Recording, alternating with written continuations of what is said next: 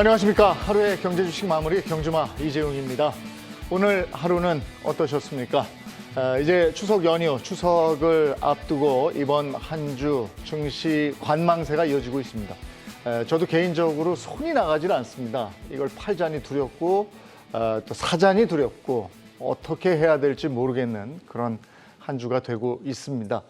이럴 때는 한 발 좀 뒤로 물러나서 증시를 바라보고 좀 분석해보고 이런 태도가 필요하지 않는가, 이런 태도에서 해안이 생기지 않는가, 이런 생각도 해봅니다. 도움 주실 세 분 전문가 함께 달리겠습니다. 어서 오세요. 안녕하십니까. 안녕하세요. 네. 안녕하십니까. 자, 데일리 이슈 오늘 두 개 꼽아놨는데요. 첫 번째 데일리 이슈, 증시를 자꾸 떠나는, 이거 어떻게 해야 되는가. 매수를 위해서 머무르는 돈, 고객 예탁금이라고 부르죠. 이 고객 예탁금이 53조 원 수준으로 뚝 떨어졌다. 22개월 만에 최저치다. 이렇게 되어 있습니다. 그렇습니다. 고객 예탁금 작년 하반기만 해도 70조 원 이상이었습니다. 네. 정말 뜨거웠었고 많은 네. 분들이 주식에 관심이 있었고요. 이제 이것이 올해 들어오면서 연초 1분기, 2분기 지나면서 이제 주가 하락과 조정과 함께 줄어들기 시작을 했는데요. 60조가 깨졌고요. 네. 그다음에 59조에서 58조에서 놀다가 이제 가장 최근에 나온 것이 지금 53조 원대까지 네. 떨어지는 것으로 파악이 됐습니다. 일단은 크게 두 가지로 볼 수가 있을 것 같아요. 인플레이션이라는 게 돈이 많아서 생긴 거지만 막상 물가 상승이 오게 되면 우리의 주머니가 마릅니다. 이게 무슨 얘기냐면 평소에 한 200만 원으로 생활할 수 있었는데 이제 300만 원이 필요하잖아요. 네. 그럼 그 100만 원 어디서 채울까요? 월급은 안 오르는데. 그러면 이제 갖고 있었던 네. 뭐 주식의 계좌에서도 빼오든 뭐 이렇게 해가지고 이제 채우는 이 영향이 컸을 것 같고요. 두 번째 이유는 이제 계좌를 버려두는 겁니다. 앞서 우리 이 선배도 이야기를 네. 했지만 이게 좀 물을 타자니 또 그렇고 겁나요. 네, 또 네. 컷을 하자니 그렇고 또 변동성도 매일 나오니까 네. 일단은 관망을 하면서 야금야금 이 예탁금을 네. 빼어 먹으면서 이렇게 큰 폭의 고객 예탁금 급감이 나오지 않았나 봅니다. 지금 이제 찾아서 쓸 수밖에 없는 상황도 말씀을 해주셨지만 지난 하반기에 비해서 거의 20조 원이 어디로 간 거잖아요. 그렇죠. 그러면 그 20조 원은 안전자산으로 갈 수밖에 없었다. 이렇게 볼 수 있을까요? 일단 최근에 보면 뭐 5대 시중은행 정기예금이 네.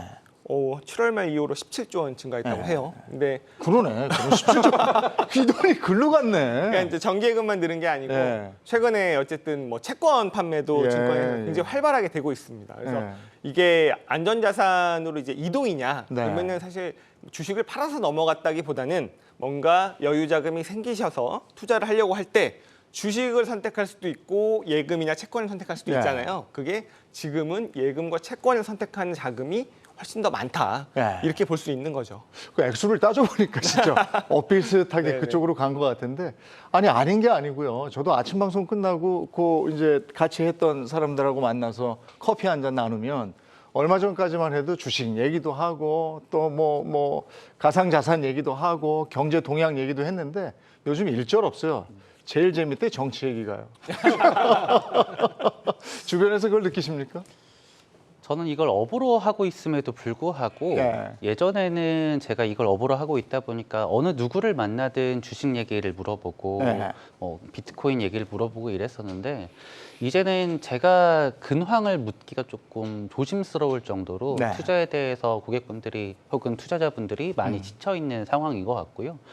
이 고객 예탁금이라는 것도 아무래도 시황을 따라갈 수밖에 없습니다. 이 예탁금이라는 것 자체가 주식을 사기 위해서 쟁여놓은 네. 현금으로 보실 수가 있는데 특히나 공모주 시장은 주식 시장과 굉장히 밀접한 관계를 가지고 있는데 공모주 시장이 뜨거울 때, 다시 말해서 주식 시장 자체가 뜨거울 때에는 수많은 사람들이 공모주를 하기 위해서 증권회사에 자금을 많이 넣어놉니다. 이것이 예탁금 증가로 이어졌었는데 최근에는 주식시장 자체가 안 좋고 그리고 IPO 대여들도 다 철회를 하는 분위기고 하다 보니까 투자자분들이 증권회사에 자금을 많이 맡기지 않는 것 자체가 좀 트렌드가 됐다 이고요. 이제는 뭐 은행의 예적금도 있지만 채권 상품에 대한 니즈도 많이 늘어서 네. 이 예탁금들이 채권으로도 좀 많이 빠져나가고 있다라고 해석해 줘야 될 것 같습니다. 이 코스피 거래대금도 보니까 6조 1천억 원대 이래서 올해 네 번째로 낮은 수치다 이렇게 숫자가 나와 있습니다. 네. 예. 이것도 코스피, 코스닥 거래대금 뭐 우리가 한창 뜨거웠을 때는 네. 뭐 20조 원 훌쩍 넘었고요. 그랬나요? 예, 예. 연초만 해도 제가 기억이 한 23조. 두 개 합친 게요. 근데 지금 두 개가 아마 코스피가 5조, 코스닥이 한 뭐 6조 해가지고 지금 12조, 13조 원대로 떨어졌으니까 거래 대금도 거의 뭐 반토막 한 40% 정도 이상은 이제 빠졌기 때문에 앞서 말한 것처럼 계좌 버려두기 현상인 것 같아요. 이제 거래하기도 그렇잖아요. 지금 첩첩산중이니까 이런 것들이 반영된 것 같습니다. 이게 이제 안전자산을 선호하게 된 개인 투자자들의 얘기, 뭐 그렇게 갈 수밖에 없는 상황, 이런 얘기 말씀을 드렸고, 그렇다면 9월에 FOMC까지는 지켜보자, 이런 관망이 계속 되겠네요. 관망도 관망이지만 다들 너무 지치셨어요. 네. 왜냐하면 특히 우리나라 증시는 작년 6월이 고점이었어요. 네. 미국 시장은 이제 12월이 고점이었는데 우리나라 시장은 그렇다 보면 이미 1년이 넘는 시간 동안 계속적으로 어려운 지금 구간을 지나고 있단 말이에요. 그러니까 지난번 어쨌든 뭐 코로나가 터졌을 때처럼 갑자기 급락이 나와서 리바운딩 하게 되면은 그 짧은 고통은 사실은 휙 하고 지나가고 또 그걸 또 리커버하는 시장에 이제 달라붙는 이제 매수세도 있는 건데 지금처럼 계속적으로 질질질질 세고 조금 오를 것 같으면 또 내리고 오를 것 같으면 내리고 이러니까 지치신 거죠. 그래서 그러면서 또 약간 스마트 머니라고 하는 분들도 진입 시점을 고민하고 계시는 거고, 그리고 어쨌든 아까 말씀하신 대로 9월 FOMC에서 뭐 빅스텝이냐 자이언트 스텝이냐, 그리고 앞으로의 그런 또 경로가 매파냐 비둘기냐 이런 것들을 좀 보고 결정하시려는 관망세가 상당히 짙은 것 같습니다. 그러니까 저도 그걸 느끼는데 많은 시장 참여자들이 그렇습니다. 내 주식 계좌가 인질 같다. 그게 있어서 떠나지도 못하고 그냥 잡혀서 질질 끌려가는 느낌이다, 이러시는데 9월 FOMC에서 어떤 게 나올지 그걸 이제 지켜보는 입장들이 많이 계시는데, 글쎄 그 이후면 좀 돌아올 수 있을까요? 그때도 겁나는 상황이 지속될까요? 단순하게 금리를 50bp 인상을 하느냐 75bp 인상을 하느냐에 따라서 시장 색깔이 확연히 바뀌기에는 이제 좀 늦은 것 같습니다. 시장 참여자들 자체가 이제는 피로감을 느끼고 있는 것도 맞고요. 다만 지금 상황에서는 50bp 인상, 75bp 인상보다 더 두려운 거는 경기 침체에 대한 공포가 있지 않습니까? 특히나 미국의 경우에는 인플레가 어느 정도 고점 신호가 7월 초부터 나왔다라고 하지만 지금 유럽의 경우에는 인플레가 점점점 심화가 되고 있는 모습을 보이고 있고, 아마도 내년 1분기 정도부터 해서나 유럽의 인플레가 해결될 걸로 보고 있으면서 시장에서는 이제부터 조금 더 고통스러운 게 더 시작일 수도 있다. 양적 긴축이 이제부터 시작이다라는 의견도 상당히 많은 것 같습니다. 국내 증시, 동학개미 위주로 얘기를 했고, 이번에는 서양 쪽으로 가볼게요. 서학개미의 동향입니다. 요즘에 뭐 서학개미들이 많이 미국 주식을 처분을 했다, 뭐 이런 얘기도 들리고, 근데 서학개미들도 위축돼 있기는 마찬가지잖아요, 지금. 근데 그나마 서학개미 같은 경우에는 이제 소위 말하는 달러 강세 때문에 환차익 정도가 있기 때문에 주가 조정을 좀 상쇄하면서 많은 좀 이탈자들이 나왔다, 이렇게 보여지고 있고요. 뭐 여러분들도 잘 아시겠지만 지금 주식시장의 최대화도, 우리나라 한국 경제 최대화도 원달러 환율이죠. 킹달러입니다. 제가 뭐 어디서 이제 말도 못한다고 하는 게, 그렇게 진짜 달러 강세가 진짜라면 달러 인덱스 한번 110 가봐라 막 그랬더니 110을 가더라고요. 갔어요. 1370 가봐라 했더니 1370원도 지금 훌쩍 넘었습니다. 이렇게 되니까 그 임계점이 무너져서 지금부터는 세력이라고 하죠. 가령 이제 달러 롱을 든 쪽에서 끄는 대로 그냥 갈 겁니다. 달러 인덱스도 더 그 세력이 가려면 가고요. 뭐 이렇게 될 텐데, 저는 약간 그래도 좀 다른, 이게 찐 달러 강세가 아니라고 보는 게 한 3가지 정도인데요. 첫 번째는 국제 유가입니다. 조금 이따 얘기하겠지만은 달러 강세가 이 정도 킹 달러라면은 유가를 완전히 눌러놔야 됩니다. 유가를 배럴당 80달러 밑으로 보내야 되는데 지금 유가가 스물스물 살아나거든요. 킹 달러에 유가도 살아난다. 이게 미스매치입니다. 이 석유와 달러는 이 석유 달러 결제 협정으로 늘 반비례 관계를 유지를 해야 되는데, 이 점에서 저는 이제 약간 이게 정말 킹달러냐 의구심이 있고요. 두 번째 같은 경우에는 이제 10년물 국채금리입니다. 국채금리가 훨씬 더 튀어 올라야죠. 이게 뭐 장단기 금리 역전도 벗어나서 3.5% 이상은 가야 되는데 이제 겨우 지금 3.2까지 올라왔거든요. 이런 점들. 그다음에 세 번째는 국내 증시에서 외국계 자금 이탈이고요. 국내 증시뿐만이 아니라 신흥국에서 이탈이 나와야 되거든요. 근데 우리도 벌써 지금 6조 원대를 샀고, 신흥국에서 아니 뭐 스리랑카 이런 데 빼고요. 이제 네. 제법된 신흥국에서 아직까지 이탈 이야기가 안 나옵니다. 그러니까 킹달러인데도 네. 이게 외국계 자금이 빠지면서 나오는 그 위기 패턴은 아닌. 그래서 마지막 희망은 좀 그렇지만은 우리 추석 밤이죠. 9월 8일 날 유럽 중앙은행의 이제 ECB 통화정책 회의를 보고 저도 그때까지 좀 보면서 마음을 이제 접으려고 합니다. 거기에서 유로화가 힘을 못 내면 아 정말 이 달러 롱 세력은 승승장구할 것 같습니다. 그러게. 근데 이제 서학개미 입장에서 보면 아까도 말씀하셨지만 아마 1,050원에서 1,100원대 요때 들어가신 분들은 지금 환율 차만 해도 한 20-30% 드셨어요. 맞습니다. 그러니까 거기서 이제 미국 주식도 많이 떨어졌는데 네. 그 정도 떨어지는 건 감당을 하고 네. 아우 지긋지긋해 하신 분들은 달러 강세에 나오실 수 있었다고요. 맞아요. 근데 동학개미들은 이 인질들을 어떻게 할 수 없었지만 네. 서학개미들은 이런 이게 있었다고요. 근데 환율이 지금 보면요. 그때도 우리가 자 이게 1,300을 넘어가나 했는데 넘어갔고 1,400까지는 지금 시간 문제인 것 같은데 어떻게 보시는 거예요? 그러니까 1,400원 설마 네. 뭐 설마 가겠어요. 그때 우리 여기서 그 얘기했었죠. 코앞에 왔습니다. 네. 그러니까 이 키는 일단은 유럽이 지고 있는 것 같아요. 네. 이게 어쨌든 달러 인덱스가 올라가는 거는 유로화 약세의 반작용이고 네. 거기에 이제 원화를 비롯해서 이런 저희 같은 이제 비기축 통화들은 딸려가는 거죠. 우리가 잘못한 게 아니라 거기에다가 물론 아주 큰 영향이 있겠습니까만 아까 말씀드렸던 스리랑카를 비롯해서 여러 정말 약한 고리들이 무너지는 게 나오는 것들이 한두 곳가씩 나오면은 네. 약간 또 달러 강세에 영향을 미칠 수 있을 것 같은데요. 저도 역시 그 ECB에서 자이언트 스텝을 해줄지 그게 좀 중요할 것 같고요. 그리고 좀 정말 특이한 거는 환율에 비해서 일단 우리나라 CDS 그리고 이탈리아 CDS가 되게 안정적이에요. 그러면은 정말 우리 평론가님도 항상 말씀하신 대로 둘 중에 하나가 가짜죠. 그래서 약간 환율이 너무 오버슈팅된 느낌은 있습니다. 그런데 아까 말씀하셨듯이 지금 만약에 서학개미들이 투자하셨던 시점보다 달러가 한 20-30% 올랐다. 그럼 네. 내가 투자한 종목이 한 10%에서 15%만 떨어졌어도 이득인 거잖아요. 맞아요.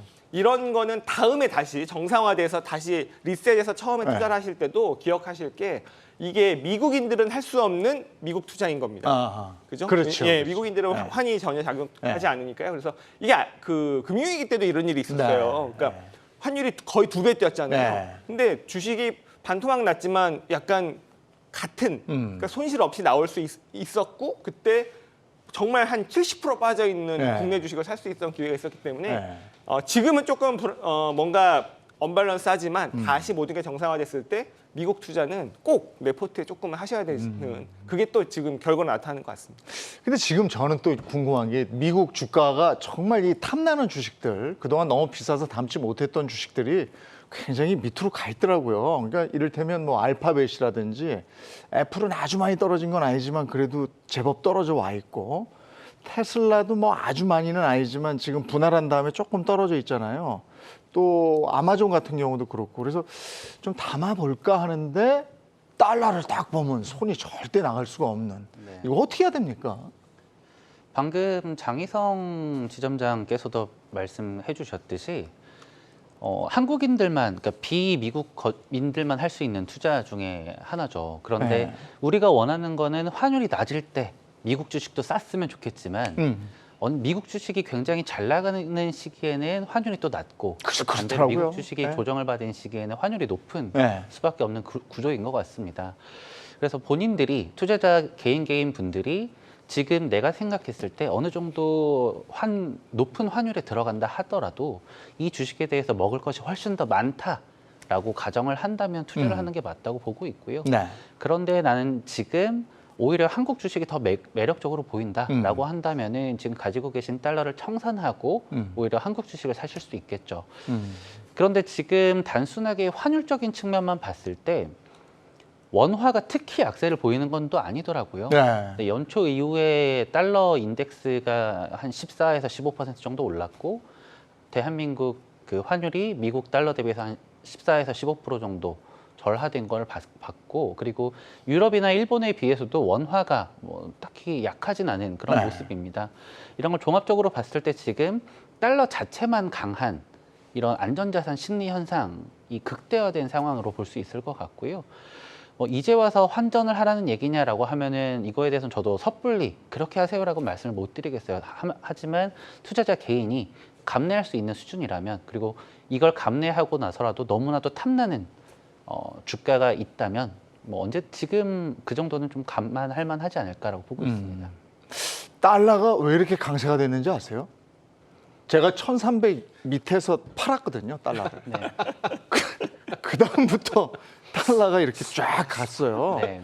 그게 제가 그래서 뭘 못 팔아요. 그러면 지금 달러를 사실- 떨어뜨리는 방법이 있는데 제가 사면 돼요. 예. 좀 사주세요. 되게 간단한데 네. 이게 손이 안 나갑니다. 한국 주식 인지를 풀어주시는 아, 것도 참 희한해요. 근데 이게 어디까지 오를까? 뭐 1,400원까지 올라, 뭐 얼마까지 올라보다도 언제까지 강달러가 지속될까? 이게 더 궁금해요, 저는. 세 가지 저는 모멘텀 보고 있거든요. 네. 9월에 첫 번째가 9월 8일 날 있을 이제 유럽 중앙은행 ECB의 통화정책 회의입니다. 여기에서 빅스텝, 자이언트 스텝도 중요하지만 라가드 총재가 어떤 이야기를 하는지 네. 이제 첫 번째 하나의 관문이 있고요. 두 번째가 9월 13일 날 미국의 8월 소비자 물가 상승률 나옵니다. 이게 떨어지는 건 확실한데 얼마나 떨어지는지 애매하게 떨어지고 그러면 그 전에 잭슨홀 미팅의 이야기를 들어봤을 때는 제롬 파월 꿈쩍하지 않을 것 같거든요. 네. 그러니까 9월 13일이 한 번 있겠고요. 네. 이제 마지막이 20일, 21일에 있을 9월 FOMC 회의. 이 세 번의 관문이 있고 이 세 번 관문을 다 달러 강으로 이게 넘겨진다면은 이게 지금 우리나라 원달러 환율이 지금 허벌판이거든요. 네. 뭐 어디까지 그들이 뭐 끌고 가면 1,400도 갈 수 있는 그 정도의 자리에 와 있고요. 이거를 보여주는 방증이 전에 윤석열 대통령 또 엊그제 추경호 경제부총리가 네. 뭐 진짜 적극적인 개입이죠. 좌시하지 않겠다. 네. 이 정도로 했는데도 그날 더 원달러 환율은 올랐습니다. 원화 약세가 더 됐다는 것은 지금 들어와 있는 이 환시장에서의 이 세력도 만만치가 않은 상황이거든요. 그러니까 뭐 너무 안타깝지만 그들에게 이미 완전히 지금 이렇게 잡혀 있는 그런 상태다. 그래서 세 가지 관문을 통과 여부를 한번 지켜봤으면 좋겠고요. 저는 바람은 9월 8일 날 이쯤 하면 됐으니까 이제 좀 그만했으면 좋겠다는 바람을 가져봅니다. 제가 진짜 강달러를 종식시키기 위해서 한번 달러 사야 되겠네요. 내일요. 자, 이제 원유 얘기 좀 하겠습니다. 오펙 플러스가 오는 10월 원유 생산을 줄이기로 했다. 이렇게 돼 있습니다. 네. 10만 배럴 감산. 이게 그동안 계속 증산을 했단 말이에요. 증산을 뭐 40만 배럴, 64만 배럴, 그리고 최근에 10만 배럴 증산을 했는데 10만 배럴 감산 얘기가 나왔어요. 물론 감산할 수 있다는 얘기는 흘리긴 했었죠. 근데 이게 어쨌든 저는 여러 가지 의미가 있다고 보는데 하나는 수요가 생각보다 너무 둔화되는 것 같아서 WTI 기준으로 앞에가 8자가 보이니까요. 내가 9자를 사수하겠다는 의지도 있지만요. 저는 그 이면이 있는 것 같아요. 네. 이 10만 배럴이 되게 재밌는 수치인 게요. 이게 언제 10만 배럴이 지난달에 증산이 됐냐면 바이든이 사우디 가서 빈 살만을 맞아요. 만나고 와서 맞아요. 그거 10만 배럴 올려준 거를 그대로 낮춘 거거든요. 예, 예. 이거는 사우디가 뭔가 불만이 있는 거예요. 아하. 뭐가 있냐면 자 바이든이 선물 보따리를 잔뜩 들고 갔는데 사우디가 가장 원하는 아랍에미리트도 그렇고요. 가장 원하는 거는 안보 무기입니다. 예. 안보의 재보장 예. 이건데 이게 그러면서 원래 바이든이 행정명령으로 행정부에서는 무기를 수출하는 걸 승인을 했습니다. 예. 원래는 좀 틀어지면서 안 해줬거든요. 네. 근데 이거의 최종 승인권은요 의회에 있어요. 의회가 이거를 지금 뭐 상정도 안 하고 있습니다. 그럼 사우디 입장에서는 뭐야 와가지고 말로만 선물 주고 의회에서 승인을 안 하네? 이거에 대한 불만이 좀 있기 때문에 그리고 거기다가 지금 그 후티 반군이라고 하는 예멘 내전에 지금 피해를 받고 있어요. 지금 전쟁을 하고 있는데 이게 공격용 무기에 대한 그 수출 금지 조치는 해제 언급도 안 되고 있어요. 이런 거에 대한 약간 그 복수 이런 게 있기 때문에 네. 자 그러면 다음 오펙 플러스 회의가 10월 5일 날 있어요. 그때도 감산이냐 증산이냐 뭘 보셔야 되냐면 이게 미국에서 사우디로 아랍에미리트로 무기가 수출된다 안 된다 이런 네. 뉴스가 연계해서 보실 필요도 있겠다 네. 이런 생각이 듭니다. 이란도 있잖아요. 이란도 원유가 많지 않습니까? 네. 이란하고도 지금 뭔가 뭐 하고 있는 거 아니에요? 지금 미국과 이제 핵 협상을 하고 네. 있죠. 근데 지금까지 이란은 뭐 서방 국가들의 제재를 많이 받고 있는데 네. 지금 최근에 10만 배를 늘렸던 거를 다시금 이제 감축을 하겠다였고 이란의 경우에는 일 100만 배럴 정도 공급이 가능합니다. 그래서 지금 국제 유가가 문제가 가장 큰 미국의 인플레이션 원인인데 네. 이 인플레이션을 잡기 위해서는 유가를 먼저 잡아야 된다. 그런데 이제는 이 이란이라는 카드를 통해서 인플레를 좀 잡을 수 있지 않을까라고 좀 기대를 하는 것 같고요. 현재 이란 측에서도 석유뿐만이 아니라 천연가스 전 세계 최대 매장국이거든요. 네. 지금 뭐 유럽을 포함해서 전 세계 그 원자재 대란이 일어나고 있는데 천연가스도 우리가 수출하게 해달라라고 요구를 하는 중입니다. 그래서 지금 유가 자체로는 여전히 8, 90불 대 좀 등락을 좀 반복을 하고 있는데 이 유가가 안정이 되기 위해서는 이란이 다시금 원유 수출을 할 수 있어야 한다 정도가 좀 키워드인 것 같고요. 다만 이란이 원하고 있는 천연가스 수출은 조금 어려울 것 같습니다. 왜냐하면 이란은 지금 생산 가능한 거의 한 90%가량을 국내에서 소비를 하고 있고 네. 약 10%가량 정도만 수출이 가능한데 이 수출할 수 있는 파이프라인도 그렇게 많이 가지고 있지 않아요. 그렇기 때문에 이란이 꺼내드는 협상의 카드로 꺼내고 있는 천연가스는 조금 시장에 반영이 되기 좀 어려울 것 같고요. 다만 이 이란과의 핵 협정이 잘 마무리가 된다면 이 유가도 어느 정도 잡힐 수 있겠다라고 보면 될 것 같습니다. 근데 그 전제 조건은 핵 합의 복원이잖아요. 네. 그게 가능한 방향으로 간다는 거죠, 지금? 석유 100만 배럴 때문에? 단순하게 석유 때문만은 아닌 것 같고요. 지금 서방에 대한 제재가 좀 상당 기간 오래되고 있고 지금 인플레를 잡기 위한 하나의 카드로서 이 석유를 이란을 고민을 하고 있다 정도로만 봐주셔야 될 것 같습니다. 사우디하고 지금 오펙 플러스가 이렇게 나가는 데에는 근데 석유 값이 원유 값이 좀 떨어질 수도 있다. 네. 근데 우리가 이렇게 캐놓고 떨어지면 네. 우린 뭐냐 네. 이렇게 되는 거 아니겠습니까? 맞아요. 그래서 일단 감산 얘기가 나온 거고요. 네. 거기다가 아까 말씀드렸던 그러니까 사우디 입장에서는 사우디 최대 적이 누굽니까? 네. 이란이거든요. 네. 그래서 이란 핵합의를 하는 거에 대한 그런 불만도 있는 건데 저는 이란 핵합의가요. 조만간 타결될 가능성이 높다고 보고 있어요. 왜 그러냐면 일단 3대 쟁점이 있습니다. 절대로 좁혀지지 않던 3대 쟁점이 있었거든요. 그중에 이란이 레드라인으로 내걸었던 게 원래 뭐냐면 이란의 이제 국군이라고 할 수 있는 이란 혁명수비대를 네. 미 국무부에서 테러 조직으로 지정을 해놓고 있어요. 이거 좀 무조건 풀어줘야 된다고 했는데 미국은 안 된다 그랬거든요. 이거에 대해서는 이란에서 공식적으로 이 요구를 철회하겠다라고 밝혔습니다. 이란이 제일 중요한 거를 좀 양보를 했고요. 네. 그 다음에 또 이란이 요구하는 게 이런 게 있어요. 그러니까 사실 이거를 오바마 대통령 때 했던 걸 누가 뒤집었죠?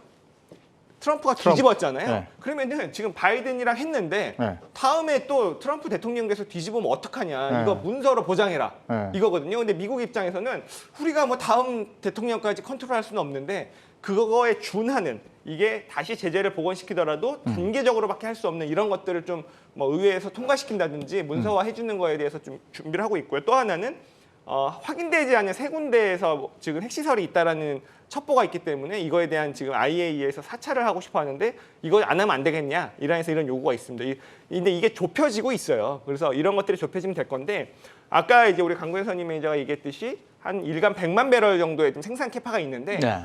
거기 이면에는 또 뭐가 있냐면요.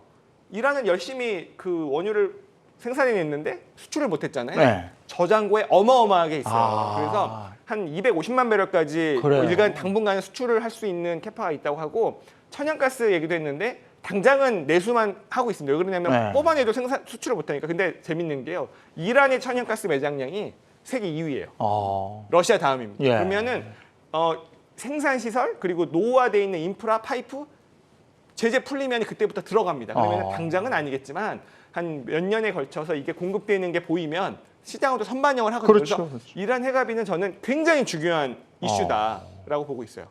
근데 저는 약간 다른데 중요한데 네.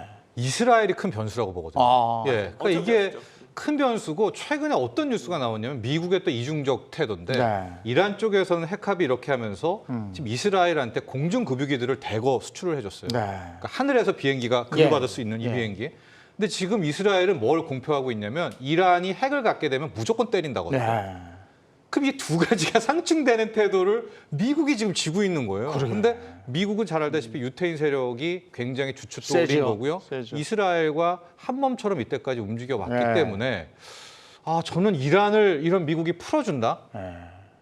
그건 약간 좀 가능성이 낮다고 보거든요. 이스라엘은 만에 하나 그럼 이란을 풀어줘서 이란이 핵으로 간다. 그러면 이스라엘은 전 무조건 또 전쟁이라고 보고 있기 때문에 그러게요. 이 복잡한 구도, 이란, 이스라엘, 미국 삼각 구도가 네. 저는 그냥 일종의 뻥카 같은 개념으로 이란에 원유 있어, 이란에 원유 있어로 그냥 가려는 저는 그 가능성이 높지 않을까. 거기다 천연가스도 있어. 예. 근데 미국이요? 예. 여기다 핵 합의 복원 카드를 만지작거리면서까지 이란의 석유를 끄집어낸다? 근데 그렇게 하면서까지 미국의 셰일 오일은 건드리지 않는다? 왜 그래요? 좀 셰일 오일 좀 캐면 안 됩니까? 일단은 내년도가 되면요. 그게 좀 부랴부랴 다시 준비하는 것 같습니다. 내년도가 되면은 일단 원유만큼은 사상 최대 생산량을 돌파할 것으로 예상은 되고 있어요. 네. 준비를 하고 있는데 그러면서 이제 이란 핵합의 아까 말씀드렸듯이 이스라엘은요 절대 불가 방침이고요. 네. 지금 온갖 로비를 다 하고 있습니다. 미국에. 근데 미국이 왜 그러냐면은 어쨌든 사우디와의 관계가 예전만 못하잖아요. 약간 양쪽에서 그런 영향력을 행사하기 위해서 지금 이란 카드를 갖고 있는 게 있고 지난번에 트럼프 전 대통령이 이 합의를 깬 거에는 이제 2025년, 2030년이 되면 약간 그런 걸 옥죄던 뭔가 그런 우라늄 농축 퍼센테이지를 옥죄던 게 풀리는 조항이 있었던 네. 거고 이스라엘이 거기에 경기를 일으킨 거였거든요. 그런 부분이 조금 보완이 되는지를 봐야 될 것 같은데 글쎄요, 그러니까 절대로 이란이 핵을 가지면 안 된다라는 이스라엘 생각이 있고 이스라엘은요 그냥 제재 풀어주면 경제가 활성화되니까 무조건 핵 개발한다라고 생각을 하고 있고요. 근데 미국은 아니 지금 제재를 하니까 얘네가 마음대로 또 핵을 개발하지 않냐 이런 게 좀 상충되고는 있어요. 그래서 정말 여러 가지가 얽혀 있습니다. 그런 것들을 좀 봐야 되죠. 여기도 복잡하고 엄청 복잡해요. 저기도 복잡하고 네. 아마 사우디랑 되게 잘 네. 풀렸으면은 이란 버렸을 수도 있어요. 또 복잡한 나라로 가야 돼요. 지금 러시아로 갈게요. 러시아. G7이 러시아산 원유 가격 상한제 실시하니까 푸틴이 뭐 좀 이 라인이 미심쩍다 이러면서 잠궜어요. 그러니까 이 유럽은 또 에너지란 아닙니까? 이건 또 어떻게 해결을 해야 되는 건지. 실제로 작년 대비해서요, 영국의 그 에너지 사용, 가정용 에너지 사용하는 비용이 한 6배 정도 올랐고, 네. 독일의 경우에도 한 10배 넘게 올랐고 그렇더라고요. 영국도 한 12배, 뭐 6배. 유럽 전반적으로 지금 에너지 대란이 와 있는 상황인데 특히나 문제가 되고 있는 거는 러시아산 가스를 많이 수입해서 쓰는 나라들인 것 같아요. 뭐 이탈리아를 포함해서 독일, 이탈리아 이런 국가들인데 이런 국가들이 과연 올해 겨울을 버틸 수 있을까가 지금 시장에서 가장 큰 의문으로 좀 작용을 하고 있습니다. 그래서 지금 유럽연합이 하고 있는 27개 국가가 동시에 하고 있는 거가 약 15% 정도 에너지 사용을 줄이자이고요. 우리가 겨울을 나야 하기 때문에 이런 가정을 우선을 시하고 그리고 이런 공장에서 가동을 하는 에너지 사용에 대해서는 좀 먼저 줄이자가 지금 메인 핵심입니다. 지금 이런 상황에서 유럽의 제조업들도 지금 제대로 돌아가지 않는 상황이다 보니까 지금 전반적으로 에너지뿐만이 아니라 유럽의 경기 자체가 흔들리고 있다고 봐주셔야 될 것 같아요. 네. 사실 여태까지는 유럽 얘기할 때는 유럽의 관광 아니면 유럽의 문화, 축구? 축구 이런 얘기 했었지. 네. 경제나 주식, 에너지 관련 얘기를 이렇게 한 적이 없는데 요즘은 유럽 얘기를 매일 하고 있습니다. 네. 경제와 에너지, 뭐 주식 뭐 관련해서까지도 얘기를 하고 있습니다. 거기다가 덧붙여서 유럽발 금융 위기가 오는 거 아니냐 이런 위기감까지 조성돼서 더 얘기를 하고 있습니다. 유럽발 금융 위기라는 말에 대해서 어떻게 생각하십니까? 그러니까 이제 스웨덴, 뭐 핀란드 이런 데서 자국 기업의 부도를 걱정할 정도로 왜냐하면 에너지 비용이 앞서 얘기했지만 우리 강 매니저께서도 뭐 4배, 5배 그 네. 이상 10배씩 올라버리니까 못 버티고 있고요. 더 중요한 것은 여기에 유로화가 또 약세입니다. 초약세죠. 그렇게 되면서 실은 유럽 자체, 독일, 영국 뭐 이런 뿐만 아니라 북구 유럽까지도 뭐 스웨덴, 뭐 핀란드 이런 지역까지도 함께 다 기업이 흔들릴 정도라고 하는데요. 네. 최근 나온 뉴스를 좀 보면은 스웨덴 같은 경우가 약 31조, 2,500억 크로나. 근데 스웨덴은 크로나인데 크로나도 달러 인덱스 구성통화입니다. 네. 초약세예요. 그러니까 이 스웨덴 내 기업도 지금 소위 말하는 강한 달러, 네. 자국 통화의 약세 때문에 마치 우리나라에 무역 적자 난 것처럼 계속 수지 타산이 안 맞아서 흔들리니까 긴급 유동성을 넣은 거고요. 핀란드 같은 경우에도 지금 한 13조 정도, 100억 유로를 또 자국 기업에 뭐 대출 보증을 제공한다. 그래서 이게 금융 위기가 간다라는 것은 네. 예측 뭐 불어일 때 그게 위기라는 게 오잖아요. 근데 지금 같은 것들은 명확한 부분들이 있죠. 에너지 때문에 또 유로화, 크로나 이런 자국 통화 약세 때문이라는 그 두 가지 경목이 있기 때문에 저는 제가 요즘 계속 킹달러만 생각하고 있나요? 저는 그래서 이제는 유럽 중앙은행도 정신을 차려야 된다. 더 이상 유로화 약세를 용인해서는 안 되고 뭐 이렇게 다시 금리 올리면 뭐 피그스 국채 어떡하냐? 그거는 그때 나온 것처럼 약간 꼼수로 뭐 이탈리아 국채 같은 것도 위험하면 사주겠다 이런 단서를 붙인 다음에 저는 이제 유럽이 초긴축 가야 된다고 봅니다. 자이언트 스텝 한 3번씩 밟아서 유로화를 살려야지. 유로화를 살려야 그나마 에너지 비용을 절약할 수 있는 마지막 뭐 저는 기회라고 보고 있어서 9월 8일 ECB 통화정책회의에 정말 저도 진심으로 이 긴축을 그러니까 유로화 강세 모멘텀이 나오기를 또 바라보고 있습니다. 근데 러시아 우크라이나 전쟁 이후에 이제 유럽발 위기에 대한 얘기들을 에너지에 대한 얘기들을 이렇게 많이 하고 있으니까 저는 이제 전쟁이 끝나도 러시아하고 유럽 국가들이 예전처럼 경제적으로 이렇게 교류를 하고 이런 거 안 될 것 같아요. 정확히 보셨어요. 그러니까 일단 지금 노드스트림 1 얘기 우리가 시작했었잖아요. 저는 노드스트림 1은 이제 끝난 것 같습니다. 왜냐하면 원래는 이제 8월 31일부터 3일간만 막겠다고 했던 거를 일단 무기한 이제 중단을 발표하면서 경제 제재 풀어줘야지 보내준다는 얘기는 이제 안 보낸다는 건데요. 근데 이제 유럽도 안 쓸 것 같아요. 이게 왜 그러냐면 자 이게 왜 이 시점에서 노드스트림 1을 20%만 보내다가 완전 중단했느냐? 지금이 아니면 타격을 줄 수 없기 때문입니다. 지난주에도 한번 제가 말씀드렸었는데 이미 독일의 천연가스 비축이 85%가 됐고요. 유럽 전체는 80%가 넘었고 폴란드랑 영국은 이미 100% 가까이 채웠어요. 그렇다면 지금 이걸 막지 않으면 데미지를 줄 수 없는 거거든요. 러시아는. 그래서 지금 이 시점에 준 거고 본인들도 엄청난 데미지를 감수하고 하는 겁니다. 왜냐하면은 한번 지지난주 뉴스 말씀드렸듯이 남는 가스를 태우고 있어요. 못 파니까 태우는 겁니다. 그러면은 러시아는 제가 볼 때는 전쟁이 지속되면 재정의 문제가 저는 분명히 생길 거라고 보고 있는데 그렇다면 이게 이미 러시아에서 20%만 받는데도 독일이 85%를 채웠다는 얘기는요. 이미 대체 공급선을 많이 구해놨다는 얘기입니다. 그러면은 이미 이게 없어도 그 대신 비싸게 사는 거예요. 왜냐하면 서로 경쟁적으로 전 세계 스팟 물량을 마구 땡기다 보니까 가격을 이렇게 올린 거지 어떻게든 다 구했습니다. 그렇다 보면 전쟁이 끝나도 조금 값싸서 좀 아쉽긴 하지만 러시아 천연가스를 안 쓰게 될 것 같고요. 그래서 지금 러시아는 그나마 파이프라인으로 시베리아 힘이라는 그 가스관을 중국으로 연결해서 중국 북부로 지금 보내고 있는데 그 가스관을 상하이까지 연결시킨대요. 그러면은 그것만으로 좀 많이 대체는 시킬 수 있을 것 같아요. 그러면은 또 재밌는 건 그러면은 지금까지 LNG 쓰던 중국이 이제 LNG 수입 안 하겠죠? 그러면 이제 LNG 가격이 좀 내려갈 수 있고 이런 것들을 연쇄 작용을 해서 유럽과 러시아는 분명히 단절됐다고 보고 있습니다. 자, 이래서 이제 유럽은 어떤 대책을 세워야 될 텐데 아까 자이언트 스텝 유럽도 밟아야 된다 이런 얘기도 하셨습니다만은 미국이 자이언트 스텝을 밟고 긴축, 뭐 금리 인상하면서 의외의 액션이 있었죠. 인플레법. 그러면서 돈을 또 풀었단 말이에요. 근데 독일이 또 그렇게 한다고 지금 얘기를 하는 것 같아요. 근데 여기도 긴축으로 가야 되는 거 아닌가 싶은데 여기도 또 돈을 푸는 인플레법이에요. 이건 어떻게 돌아가는 겁니까? 지금 이번 하는 게 3차고요. 이번 내용이 규모가 좀 상당히 큽니다. 약 88조 원가량이고요. 기존에 있던 것까지 포함하면 약 130조에 달하는 규모인데 대부분들이 이제 취약계층에게 지원이 가는 것들로 봐주시면 될 것 같고 그리고 여기서 메인인 거는 에너지 기업들 중에서 초과이익이 난 곳들에게서 좀 더 세금을 걷는다라는 거죠. 그 돈으로 이렇게 풀겠다는 거죠. 네. 그래서 이 상황에서 우리가 좀 눈여겨봐야 될 거는 지금 독일이라든지 영국에서는 뭐 매월 드는 이런 전기세, 가스비 이런 것들이 한 70만 원 정도 전년 대비해서 올랐다고 해요.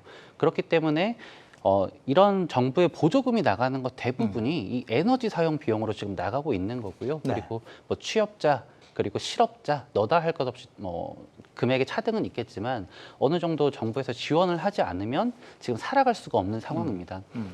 인플레를 잡기 위해서 어쩔 수 없이 금리를 좀 가파르게 올리는 거는 지금 어느 정도 확연히 좀 공표가 된 것 같아요. 이번 9월, 10월 그리고 12월 각각 75bp, 50bp 그리고 25bp 해서 약 올해 말까지 1.5% 정도 금리를 유럽도 올릴 걸로 전망을 하고 있는데 그럼에도 불구하고 이런 가정 이런 국민들이 살아가는 게 너무 어렵다 보니까 어쩔 수 없이 이런 재정을 추가적으로 쓸 수밖에 없는 상황이다라고 봐주셔야 될 것 같습니다.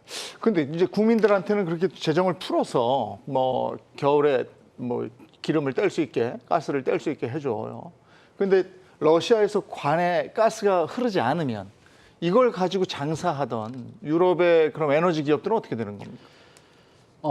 실제로 이거 좀 먼저 방금 전에 그 노드스트림 관련해서만 살짝 언급을 드리면 러시아에 대한 의존도가 한 마이너스 70% 정도 됐어요. 네. 지금 이제 그걸 누가 채웠냐? 노르웨이랑 미국, 카타르가 채웠습니다. 그런데 이번 겨울을 잘 날 수 있느냐 없느냐 여부가 제일 관건인데 러시아가 이번 11월부터 3월까지 겨울 기간 동안에 천연가스를 아예 수출하지 않는다면은 이 노르웨이, 미국, 뭐 이런 카타르 국가에서 풀캐파로 돌려야만 겨우 방어할 수 있는 수준이더라고요. 네. 그렇기 때문에 지금 에너지 기업들 이런 에선 초과 이익에 대해서 어느 정도 환수를 하되 지금 다른 미국이라든지 카타르라든지 이런 국가에서 들여오는 곳으로 조금 더 많은 자금을 쓸 수밖에 없는 수준인 것 같고요. 이 초과이익 환수라는 건 단순하게 이 천연가스뿐만이 아니라 유가 뭐 상승의 수혜를 보는 기업들에 국한돼서도 뭐 같이 좀 나올 걸로 전망이 되고 있습니다. 또 아까 유럽 금리 인상 얘기 다들 해주셨는데 유럽이 금리 인상을 하면 그럼 강달러는 조금 돌아서는 겁니까? 어떻게 되는 거예요? 저는 금리 인상뿐만이 아니라 이제 그 다음에 코멘트죠. 예, 네. 라가르드 총재가 과연 어떻게 앞으로 통화 정책을 이어갈지 거기까지를 확인해 본다면 네. 저는 거기에서 굉장히 강력한 하나의 메시지를 전달해 준다면 저는 뭐 달러 인덱스 110이 거의 고점으로 꺾일 가능성도 있다고 보는데 문제는 여기에서 유로화가 또 한번 힘을 내지 못하고 지지부진하게 넘어가게 된다면 계속 말씀드렸지만 이제는 이제 미지의 영역이거든요. 네. 예, 올리면 그냥 끝까지 따라 올라가게 되는 딱 그런 구간이어서 참 뭐 이번 한 주 우린 추석 연휴가 시작이 되지만 이제 9월 8일 저녁이 굉장히 또 긴장감 있게 바라봐야 될 것 같습니다. 그때 딱 하고 우리는 장이 쭉 쉬는 거니까. 네, 금요일 월요일이시죠. 그렇죠. 네. 금요일 월요일 두 번 쉬는 거니까. 네. 자, 그러면 이런 위기, 지금 뭐 불안감 이런 건 유럽만의 문제가 아니고요. 우리나라 한번 볼게요. 무역 적자가 247억 달러. 수출로 우리가 먹고 산다. 이런 얘기 많이 하는데 이거 치명적인 거 아닙니까? 일단 사상 최대 적자는 네. 갱신을 했죠. 네. 이게 96년에 한 206억 달러 적자가 제일 큰 걸로 지금 기록이 되고 있는데 이미 247억 달러 그리고 지난달에만 95억 달러 네. 적자를 했습니다. 이게 사실 이게 환율이 높으면 수출이 잘 되는 거 아니냐 하는데 뭐 전혀 아닌 게 지금 증명이 되고 있습니다. 글쎄 말이에요. 그러니까 오히려 에너지 수입 비용이 증가를 하고 있고요. 네. 사실 여기서 더 큰 원인은 이제 대중 무역 적자예요. 네. 우리나라는 그 일본은 그 적자죠. 그리고 미국에는 흑자고. 근데 이 전반적인 토탈 흑자 만드는 거는 대중무역 흑자였는데 네. 이게 지금 한 연속 4달 적자란 말입니다. 네. 그러면은 뭐 답이 없어요. 이게 안 풀리면은 우리가 정말 오랜 시간 동안 이어왔던 무역 흑자국의 타이틀을 내려놓을 수도 있는 네. 상황인 거거든요. 근데 중국 왜 자꾸 적자냐? 여러 가지 이유가 있죠. 일단 중국 경기가 너무 안 좋아요. 네. 그리고 중국이 이제 중간재를 수출하면 중국이 최종 완성을 해서 이제 뭐 유럽이나 미국으로 수출하는 구조였는데 공급망이 자꾸 분리되고 있습니다. 네. 그러면은 중국하고 우리는 자꾸 멀어지고 있어요. 그러면은 필수적으로 우리한테 사가야 되는 반도체를 제외하고는 자기네들이 직접 만들던지 뭐 자기네들과 좀 친한 나라 것들을 갖고 오는 게 나올 거기 때문에 이런 것들이 좀 구조적으로 이어지는 한 상당히 지금 우리나라의 증시보다도 이 무역 쪽이 빨간불이다 이렇게 네. 좀 생각을 하고 있습니다. 그리고 또 이 무역 적자가 한동안 지속될 것이다. 이렇게 정부에서 발표도 했잖아요. 지금 실제로 한국은행에서 인터뷰를 했던 걸 보면은 이런 무역 적자는 원자재 수입을 많이 하는 국가들에게서 좀 공통적으로 나타난다라고 했고요. 유가가 지금 계속해서 좀 높은 수준에서 유지가 되고 있는데 한은에서는 유가가 10불 정도만 내려도 무역이 한 90억 불 정도 개선이 된다고 네. 발표를 했습니다. 제일 중요한 거는 이런 유가 혹은 원자재가가 좀 많이 내려와야 되는데 지금 당장은 그럴 기미가 안 보인다라는 게 조금 가장 안타까운 것 같고요. 한은의 코멘트를 보면 약 2, 3개월 정도는 네. 좀 무역 적자를 더 볼 수가 있겠다라고 봐야 될 것 같습니다. 실제로 대한민국의 수출은 전년비 해가지고 약 6.6% 정도 올랐어요. 네. 물론 대중 수출은 좀 쪼그라들고 대미 수출은 약 13% 정도 증가를 했는데 제일 중요한 거는 원자재 수입 자체가 네. 워낙에 좀 원자재 값이 올랐다 보니 너무 올랐죠. 여기서 타격을 많이 입었다라고 봐야 될 것 같습니다. 그러면 우리가 거기서 마진을 좀 보려면 이익을 보려면 원자재가 안정될 수밖에 없네요. 네, 그 값이 안정이 돼야 이게 맞는 거네요. 맞습니다. 예. 이렇게 되면 근데 국민 소득도 줄어든다면서요. 당연히 줄어들겠죠. 네. 이미 2분기에도 한 1%, 1.3% 정도 줄었다라고 네. 하는데 뭐 국민 소득 같은 경우 쉽게 말씀드리면 우리 국민이 국내 해외에서 벌어들인 소득에서 네. 뭐 물가 상승 분들을 이제 차감해 가지고 나오는 뭐 실질 가치 뭐 이런 건데 지금 못 벌어들이고 있잖아요. 거기에 물가 상승은 더 커지고 있어서 뭐 앞뒤로 모두 설상가상이다 이렇게밖에 볼 수가 없겠고 그래서 지금 환율 하락이 필요합니다. 이게 어떻게 됐든 원화 강세가 나와줘야지 에너지 수입 비용도 우리가 줄여 나갈 수가 네. 있거든요. 그래서 뭐 돌아 결론은 환율 하락, 환율이- 네, 원화 강세, 달러 약세, 킹 네. 달러의 끝. 뭐 이것으로 해석할 수밖에 없습니다. 예. 자, 그러면 다시 우리 증시로 돌아와서 삼성전자. 네. 예. 오늘 57,100원. 저도 이걸 언제 들어가야 되나 계속 주시하고 있는데 선뜻 손이 나가지질 않아요. 지금 57,100원이면 정말 그 역대급인데 손이 나가지 않습니다. 근데 지금 5만 원대로 삼성전자가 들어오자마자 우리 개인 투자자들이 또 막 사기 시작했어요. 네. 어떻게 보세요? 오늘도 기관 외국인 다 파는 거 개인들이 다 삼성전자 그러게 받아줬는데요. 이게 보니까 최근에 그 8월부터 해서 한 9월 초까지 한 달간 개인 투자자분들이 삼성전자를 한 1조 6천억 샀더라고요. 네. 근데 전체 코스피 순매수액이 한 1조 5천억이니까 네. 삼성전자 빼고는 판 거예요. 삼성전자만 파서 이거 샀나 보다. 그러니까 엄청, 팔아서. 예, 삼성전자만 엄청 예. 샀는데 글쎄 일단은 이게 삼성전자 사랑은 유별나죠. 우리나라 예. 개인 투자자분들. 근데 이렇게 보시면 될 것 같아요. 내가 그냥 주식 투자로 약간 뭐 매매를 하시는 분들한테는 시기가 안 맞을 수 있는데 그냥 삼성전자를 하나의 자산으로 생각해서 사 모으시는 분들에게는 네. 좋은 시기라 보고 있어요. 왜냐면 삼성전자가 그럼 지금 싸냐? 싸죠. 당연히 네. 주가로 봐도 싼데 삼성전자는요 이제 네. 순자산 가치 네. 대비해서 가격 PBR이라고 하는데요. 이게 한 배면 거의 락바텀이었고요. 네. 한 배가 살짝 깨질 때가 있었고 네. 한 1.89배까지 갔었는데 두 배가 갈 때도 있었고 그런데 지금 한 1.2배 정도입니다. 네. 그러면 싼 거죠. 네. 그래서 절대 주가는 싸다. 그리고 삼성전자 얘기를 좀 드리면 그럼 언제 오르는데 네. 그 삼성전자는 그 반도체 경기에 6개월 선행을 합니다. 아. 그러면 반도체가 지금은 가격이 빠지고 있어요. 네. 스팟 가격이 빠지고 있고 지금 재고는 넘친다고 하고 있고 너무 안 좋은 얘기가 나오고 있습니다만 반도체 가격이 턴했습니다라는 거에 6개월 전에 사면 될 거 아니에요. 네. 그때가 바닥이니까. 네. 근데 그게 내년도 초라고들 예상을 했었어요. 처음에. 애널리스트들이 그러다 보니까 그러면은 그럼 지금 사는 게 맞네요. 그럼 7, 8월인 거잖아요. 근데 그게 내년도 상반기의 끝 쪽으로 좀 넘어가고 있습니다.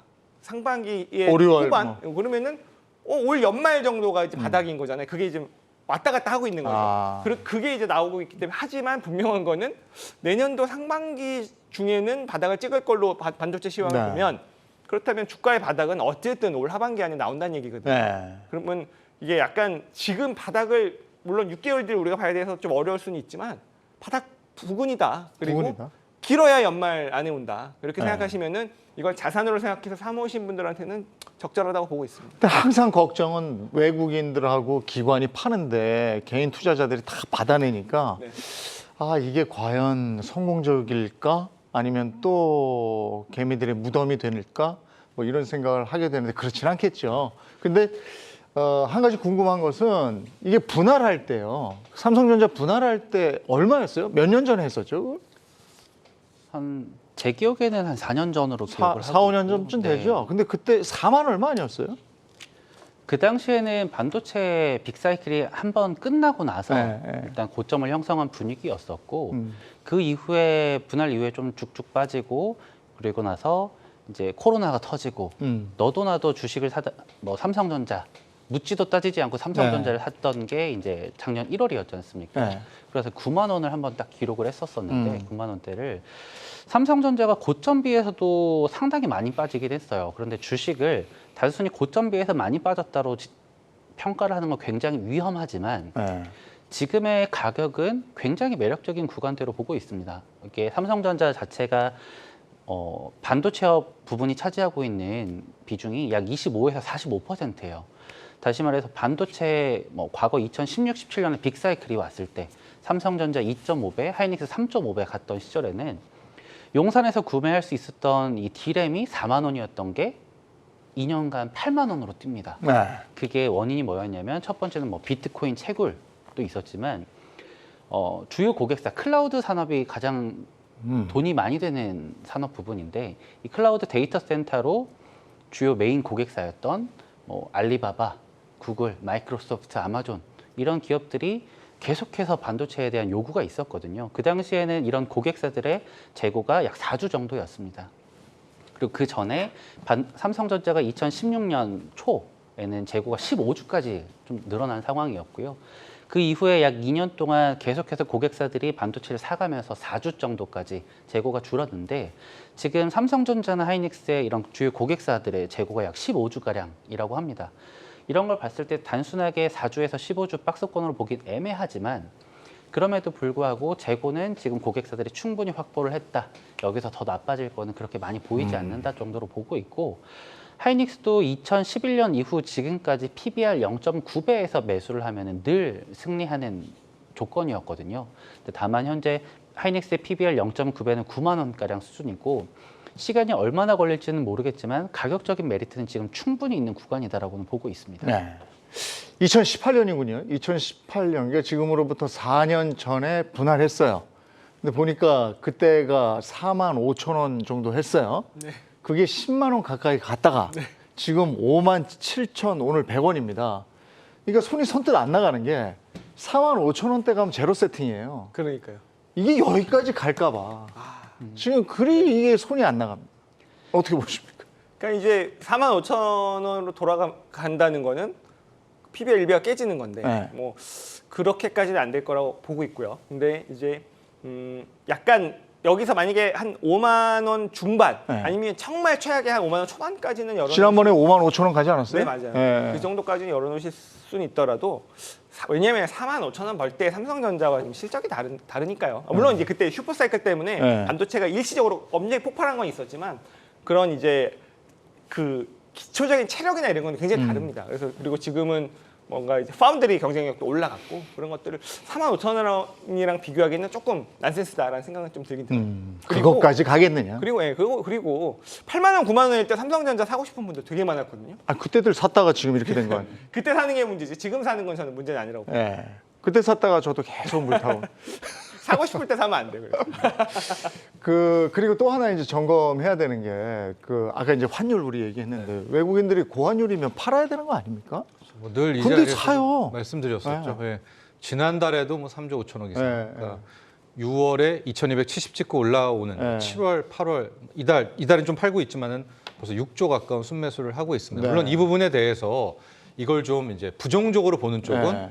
그동안 코로나에서부터 올라올 때 외국인들이 판 게 거의 20조 이상을 팔았으니까 네. 이 정도를 포트에 담는 거에 큰 의미를 부여하지 말자. 이렇게 보시는 분들도 있겠지만 시기가 네. 환율이 굉장히 튀어오르는 시기에 이거를 공중적으로 따라 들어왔다는 예. 건 또 그 돈의 액수가 뭐 한 1조 5천억, 3조 원도 아니라 그러니까 투기성 자금이라든가 검은 머리 외국인이라고 하기엔 캐파가 너무 큰 네. 5조 원대, 6조 원대 들어왔기 때문에 아주 그냥 논리적으로 생각하는 것은 지금의 원달러 환율이 이제 과하고 네. 이제 앞으로 소위 말하는 환율이 떨어지는 뭐 그런 환차익과 주가 차익을 함께 노리는 매수세다 이렇게 해석하는 것이 저는 맞다고 네, 생각을 네. 하고 있고요.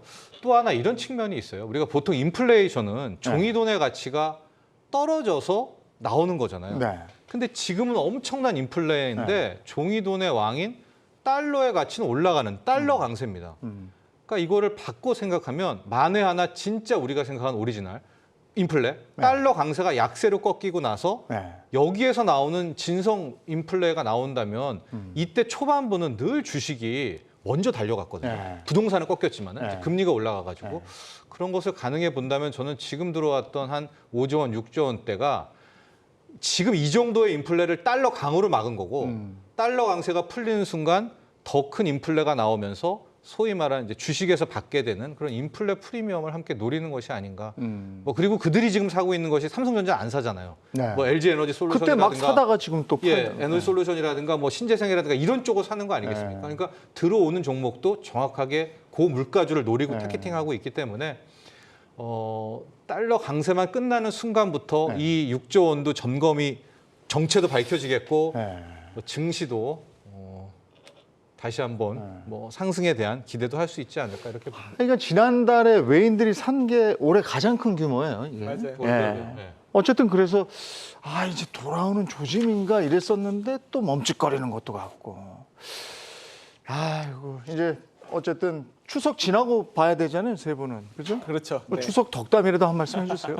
마무리해야 평론가님. 되니까. 네. 네, 공교롭게도 연휴가 끝나는 다음 주 네. 화요일 날 만나게 네. 될 것 같습니다. 화요일 날 달러 인덱스가 확 꺾인 그런 모습으로 만나뵀으면 좋겠습니다. 여러분 추석 잘 보내십시오. 네. 제발 그랬으면 좋겠습니다. 네. 여러분 쉬시는 동안에 걱정한다고 해서 바뀌는 게 없습니다. 주식시장에서 중요한 게 멘탈이거든요. 멘탈 충전하시는 그런 명절 연휴 되셨으면 좋겠습니다. 네. 언제나 시계추의 극단으로 달려가는 게 주식시장이지 않습니까? 우리가 정상적인 가격이라고 생각하는 것보다 늘 이 극단에 머물러 있는 네. 시기가 많은 게 이 주식시장인데 지금 적어도 환율은 시계추의 극단 부분에 있는 것 같아요. 그리고 이 환율이 어느 정도 개선이 된다면 대한민국 증시도 어느 정도 다시금 활기를 띨 수 있을 것 같습니다. 네. 주식은 이렇게 이럴 것이다 하고 예측하는 영역은 아닌 것 같습니다. 그 대응의 영역이다 이런 얘기 많이 하지 않습니까? 우리 경주마도 섣불리 예측하지 않고 장을 보면서 대응해 나가는 일을 열심히 하겠습니다. 여러분과 함께 달려가겠습니다. 자, 저희는 내일 다시 뵙죠. 고맙습니다.